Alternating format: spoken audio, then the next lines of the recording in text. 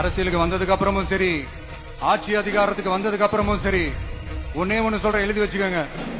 இதுக்கு முன்னாடி இருந்தவங்க மாதிரியோ இல்ல இப்ப இருக்கிறவங்க மாதிரியோ ஊழல் செய்யவே மாட்டான். ஒரு பைசா தொட மாட்டான். எனக்கு அது அவசியமே இல்ல. புரியுதுங்களா உங்களுக்கு? எனக்கு அதை தொட வேண்டிய அவசியமே இல்ல. ஒரு துளி ஊழல் கரை கூட படியவே படியாது, படியவும் விட மாட்டான். நீங்க கேட்கலாம், இது என்ன சினிமாவா, இதன முதல்வன் படமா, ஒரே நாள் வந்து இவர் எல்லாத்தையும் கிளீன் பண்ணிடுவாரான்னு நீங்க கேட்கலாம்.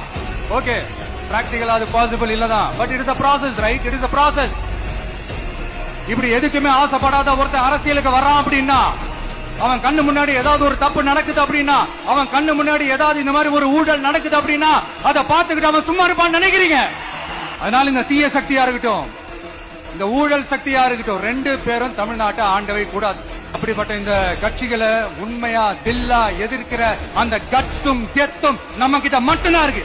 அதனால நீங்க என்ன சூழ்ச்சி நம்ம மேல பண்ணாலும், என்ன அழுத்தம் நீங்க கொடுத்தாலும், இந்த அடங்கி போறதுக்கோ, இந்த அண்டி பொழைக்கிறதுக்கோ, இல்ல இந்த அடிமையா இருக்கிறதுக்கால நம்ம அரசியலுக்கு வரல.